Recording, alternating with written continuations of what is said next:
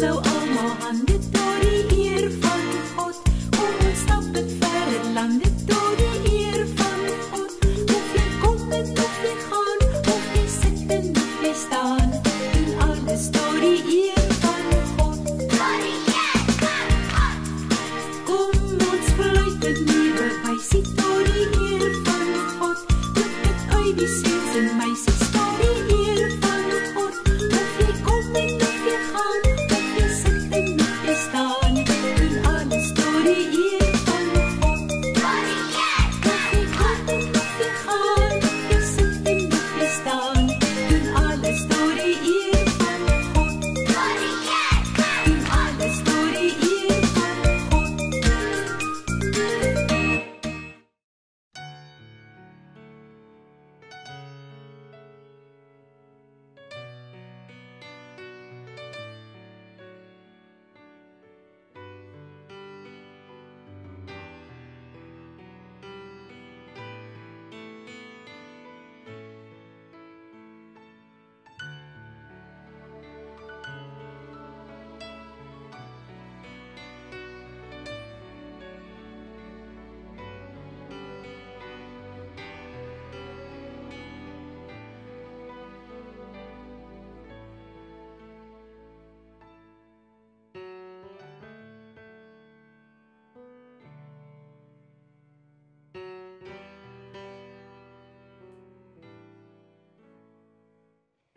By hierdie geleentheid met u praat oor 'n baie spesiale en 'n baie besonderse onderwerp, die woord van die Here. 'n Onderwerp wat veronderstel is om so 'n impak te hê op gelowiges, op die kerk,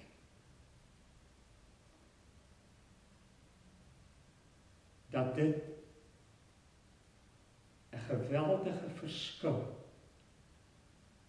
teweeg sou bring. Ek sou wou waag om te sê dat dit 'n onderwerp is wat ononderhandelbaar is. Wat nie vervang kan word nie. Wat bepalend is vir ons geloofslewe. En dis die onderwerp oor die heiligheid van God. Dis van die begin af God se bedoeling gewees. Sy plan. Dat ons in sy heilige teenwoordigheid sal kom. En dat ons daar in sy heilige teenwoordigheid vir hom op 'n baie spesiale, besondere manier sal ervaar en belewe. Dat dit so is, sou ons maar net kan teruggaan en begin by die skepping. By die eerste mensepaar, Adam en Eva in die tuin van Eden. As God daagliks gekom het en hulle in sy teenwoordigheid gebring het, in sy heilige teenwoordigheid. Die hoëpriesters in die Ou Testament, in die tempel, wat die voorreg gehad het om in die allerheiligste in te gaan en in die teenwoordigheid van God te wees, so 'n spesiale ervaring, belewenis wat hulle gehad het. Kom ons by die Nuwe Testament, dan gebeur dit dat God op 'n wonderbaarlike wyse sy heilige teenwoordigheid die wêreld instuur deur sy seun Jesus Christus. Daarom word gesê, hy is Immanuel, God by ons. 'n bietjie verder aan, vind jy 'n klompie disippels in die bovertrek bymekaar en hulle wag op die belofte van die vervulling van die Heilige Gees. En as hulle so bymekaar is, en die Heilige Gees word uitgestort, hulle word gevul met die heilige teenwoordigheid van God deur die Heilige Gees wat soos 'n rukwind kom en soos 'n tonge van vuur. En die effek en die impak daarvan na almal wat na hulle geluister het. In hierdie bekende of vir sommige onbekende tale waarin hulle gepraat het en hulle uitroep.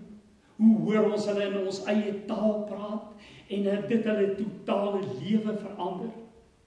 Ja, daar's ook daardie ongelooflike spesiale openbaringsmomente van die Here ook wat ons in die Bybel kry.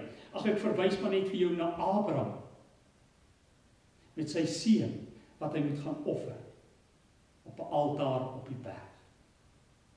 Die Here wat in sy heilige teenwoordigheid daar is. Dink maar aan Moses op die berg van Sinaï. As hy in die teenwoordigheid van die heilige God is. Hy vir God wil sien in sy heilige grootheid. Maar nie kon nie. En as God dan sê, ek sal verby jou beweeg, en ek sal jou so 'n oombliekie gee om my van agteraf te sien, om my heiligheid van agteraf te beleef en te ervaar, dan het dit so 'n impak op Moses se lewe, dat wanneer hy van die berg afkom, sy gesig gestraal het van die heerlikheid van God. Dink maar aan nou Paulus, nee, daar op die pad van Damaskus. As hy 'n ontmoeting het met die opgestane Here Jesus, hoe dit sy lewe verander het.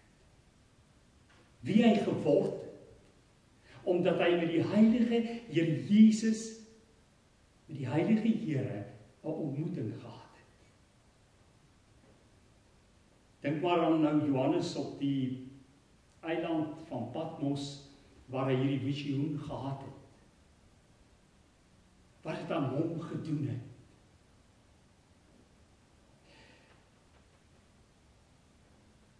Jy sien, wanneer God vir ons bring in sy heilige teenwoordigheid, of as hy homself in sy heilige teenwoordigheid kom openbaar, dan het hy 'n besondere plan en 'n besondere doel daarmee. Dis nie om dowe neute wat ons in die heilige teenwoordigheid van God kom en mag wees nie. Binne ons tyd, binne ons omstandighede, is dit juis wanneer God vir ons openbaringsmomente en 'n ervaring en 'n belewenis in sy teenwoordigheid wil gee. Ons het saam gelees van Jesaja 6, van vers 1 tot 6. En hier het Jesaja hierdie belewenis, hierdie ervaring in sy ontmoeting met die heilige God deur 'n visioen in 'n bepaalde tyds en omstandighede.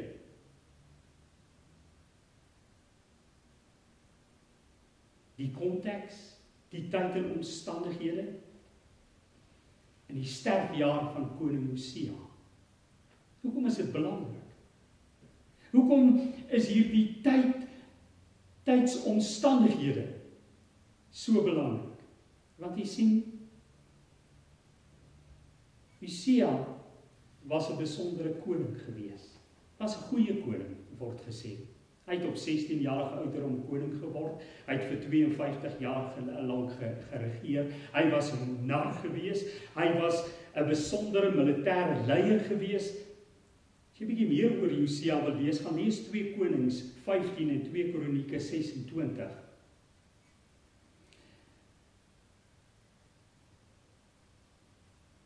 Dit is in hierdie tydsomstandighede waarin die volk van die Here spanning beleef. Hulle is bekommerd. Hulle is onseker. Hulle is moedeloos. Hulle is selfs hopeloos. Want hulle koning is dood. En onderling sou hulle sekerlik vir mekaar gevra het, hoe nou vorentoe? Waarheen? Wat gaan tog nou met ons gebeur? En dis dan juis in hierdie tyd en omstandighede wat God hom aan Jesaja kom openbaar. En Jesaja se belewenis en ervaring van God, die Here in hierdie visioen, sou 'n geweldige impak en verandering in sy lewe teweegbring. Daarom sou ek met u wou deel rondom 2 uitstaande ervarings van Jesaja. Die eerste ervaring is hierdie ontmoeting van die heilige teenwoordigheid van God laat hom ontdek, beleef en ervaar wie is God? Wat is God? Maar aan die ander kant sou dit hom ook laat beleef en ervaar, maar wie is hy? Wat is hy as Jesaja? Uit hierdie gedeelte in Jesaja 6 vers 1 tot 6 wil ek vir u hier rondom op 'n paar aspekte wys. Ek sou graag met u net oor enkele momente hiervan gesels. En die eerste is, wat belangrik is, dat wat sien Jesaja wanneer hy daar in die tempel of in 'n visioen in die hemel sou inkyk, in die heilige teenwoordigheid van God, dan sien hy, en dis die eerste, die heilige, almagtige God, wat op sy troon sit. Sy verhewe troon. Dit beteken dat hy die God is wat regeer en heers oor alles. En Jesaja moes dit besef. Jesaja moes dit sien. Hy moes dit ontdek. Want al is daar nie meer 'n aardse koning op die troon nie, moes hulle weet, hy en die volk van die Here, dat die Here, die Almagtige, is op sy troon en hy heers, hy regeer en hy beheer. Alles is onder sy gesag. Die tweede moment of ervaring, of 'n deel van Jesaja se ervaring oor die Here, is dat die Here se soem van sy kleed die tempel gevul het. Dink jou in. Hierdie hele tempel word gevul met die soem van die Here se kleed. Waarom is dit so belangrik? Want jy sien, dit gaan hier oor die kleredrag van God, van die koning op die troon. Want die kleredrag van 'n koning was verskriklik belangrik geweest. Dit het iets gesê van sy status, van sy mag, van sy rykdomme, van sy roem, van sy majestueusheid. En nou, die Here is die enigste ware God op die troon. En hy heers oor sy skepping. Alles behoort aan hom. Die hele skepping, al die rykdomme daarvan is syne. En daarom is hy so majestueus, so groot, so almagtig. Die derde is die Here se heiligheid wat besing word deur die serafs. Wat sien Jesaja as hy hier in die heilige teenwoordigheid van die Here inkyk in die hemel? Hy hoor 'n koor, hy sien 'n koor wat sing van serafs. Hoe aangrypend as hulle sing, heilig, heilig is die Here, die Almagtige. En so intens was hierdie sang, so intens was hierdie loflied as te ware, né? Dat dit die deurkoesyne van die tempel en die fondamente van die tempel geskit het.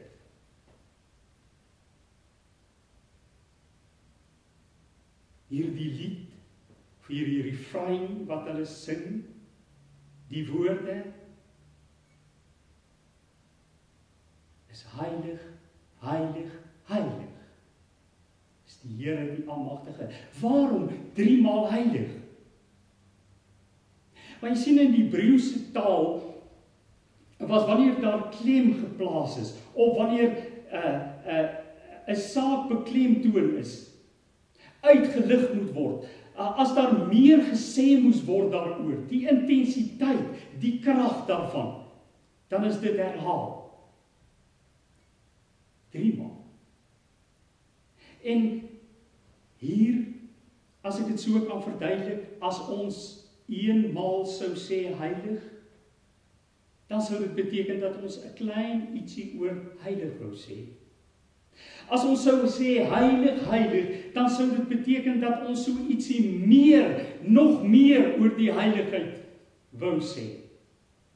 Maar as ons sou sê 3 maal heilig, heilig, heilig, dan sou dit wou sê dat ons alles wat moontlik gesê kan word oor heiligheid en heilig, die volmaakte heiligheid, wou sê. Daarom is die heiligheid van God in alles wat hy doen. Het jy al besef dat die heiligheid van God is in alles wat hy doen? Sy heiligheid is in die skepping toe hy die skepping geskep het. Sy heiligheid is in sy liefde toe hy homself in Jesus Christus openbaar het. Sy heiligheid is in die uitstorting van die Heilige Gees wanneer hy ons lewens vervul. Sy heiligheid is in sy kerk en moet in sy kerk wees. Daar beleef en ervaar word. En sy heiligheid word gesien of kom tot uitdrukking in sy heerlikheid. Gaan lees maar Eksodus 19 vers 18. As dit die effek is, medegelowiges, wat hierdie visioen, hierdie heilige teenwoordigheid van God op die see afset, hoeveel te meer sou dit nie 'n impak op ons as aardse wesens hê nie? Watter verskil sou dit nie in ons lewens moet maak nie?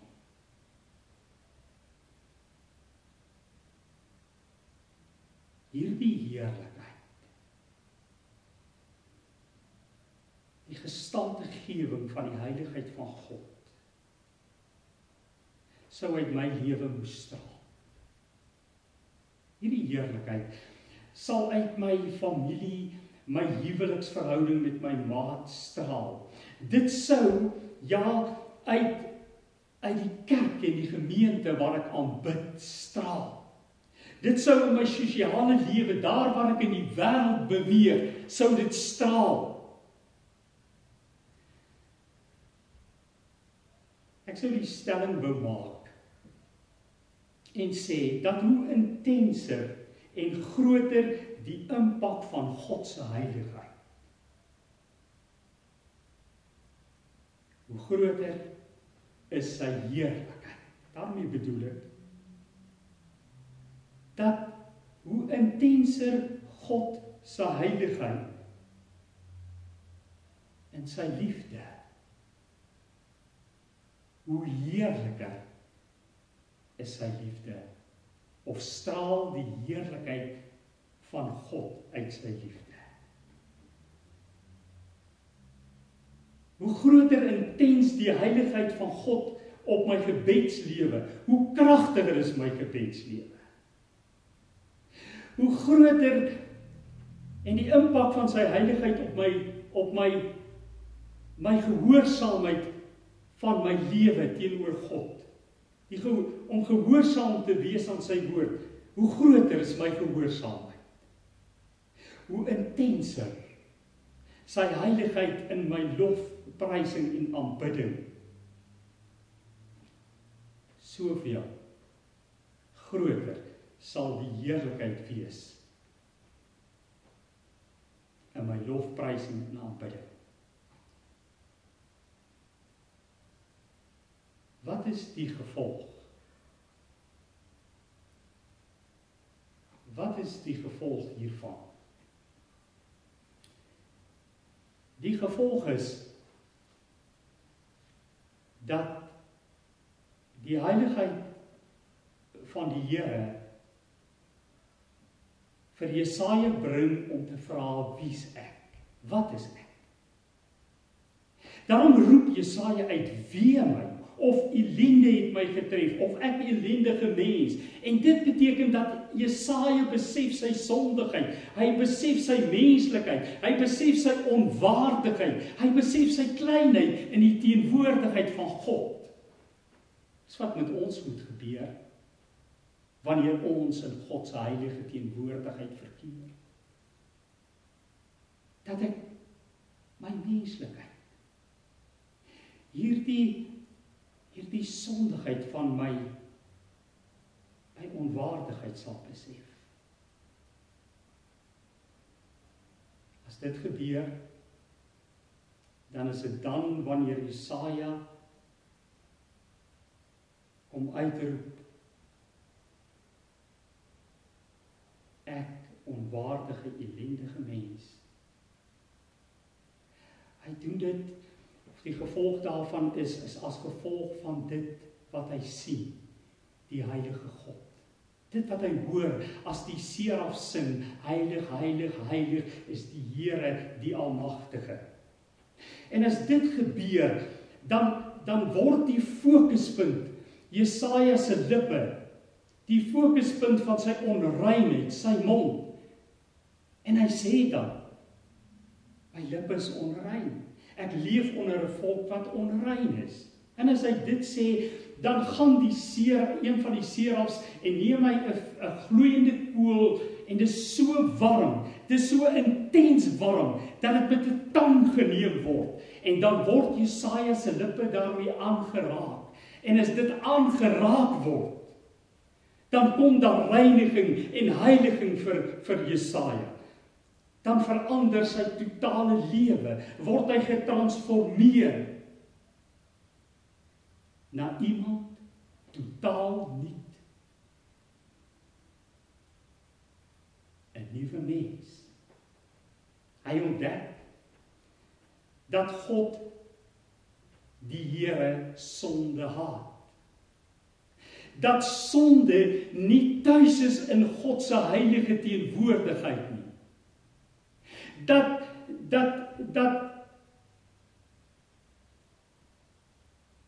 dit die sonde, dat God nooit daarmee vrede sou kon maak nie. Jesaja ontdek en besef dat wanneer 'n mens met die heilige God in gemeenskap wil tree, wanneer 'n mens met die heilige God 'n pad wil loop, as jy hom wil dien, dan moet daar iets ingrypends met jou lewe gebeur. Soos hierdie. Jesaja ontdek en hy ervaar en hy belewe sy roeping, sy taak.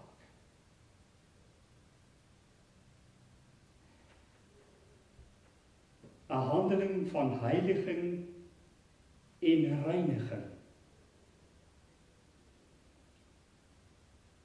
'n gereedmaak vir Jesaja vir sy taak. En uit hierdie visioen, medegelowiges, wat God vir hom gegee het, word 'n visie gebore. Wat Jesaja se roeping en sy bediening en sy geloofslewe vir die res van sy lewe sou verander.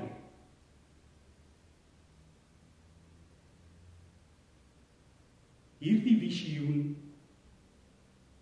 was dit wat vir Jesaja die krag, die passie, die inspirasie en die opregtheid van sy bediening na vore sou bring en bepaal. Die heiligheid van die lewende Here sou sy bediening, sy visie, sy hartklop vir God bepaal En wie daarin wil groei, wie dit wil behou, het nodig om in die heilige teenwoordigheid van God te bly, om vervul te bly vir ons as Nuwe Testamentiese gelowiges, dat ons vervul sal bly met die Heilige Gees, wat die beliggaaming, kan ek dit maar so mag uitdruk, van die heilige teenwoordigheid van God is, wat binne in my kom. Die Heilige Gees, wat die heilige teenwoordigheid van die Here 'n werklikheid maak, hier binne in my lewe, binne in my. Dis wat die disippels daar op Pinksterdag beleef en ervaar het. Jesaja se ervaring wil vir ons by hierdie geleentheid oproep, om opnuut weer 'n visie van wie die Here is te kry. Net saam met Jesaja te kon kyk, dat dit 'n impak op ons kom maak, sodat ons lewe kan verander, ons roeping, ons taak, ons geloofslewe, ons gebedslewe, alles wat daarmee saamgaan. En dat ons saam met Jesaja sou ontdek, maar wie is ek? Dat ek my sondigheid, my onreinheid sou ontdek. Dat ek geheilig kan word, gereinig. En dan sal hierdie geweldige verskil kom van wat die heiligheid van God maak, nie net in my persoonlike lewe nie, maar ook in my huwelikslewe, met my maat, my lewensmaat, my gesin, in die sosiale wêreld en in my sosiale lewe. In ons kerk, ons gemeente, hoe ons aanbid, hoe ons die Here loof, hoe dat ons vir hom werk, hoe dat ons hom dien, hoe dat ons vir hom offer, hoe dat ons 'n getuienis vir hom is. En dat dit so intens sal wees, so 'n werklikheid, so 'n belewenis en ervaring, dat die heerlikheid van God daaruit sal straal. Dat dit so intens sal wees, dat die heerlikheid van God beleef sal word. Kan ek daarop afsluit deur vir jou te vra, watter verskil het die Here se heilige teenwoordigheid in jou lewe? Jou gesinslewe, jou huwelik, jou sosiale wêreld, jou kerk, jou aanbidding, jou getuienis. Watter verskil maak dit in ons tyd, ons omstandighede, wat ook dikwels gespanne is, wat ons soms moedeloos laat voel, wat soms vir ons hopeloos mag voel.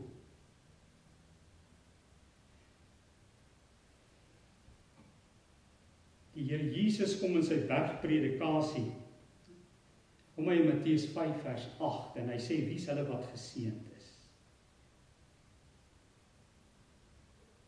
Wie is hierdie mense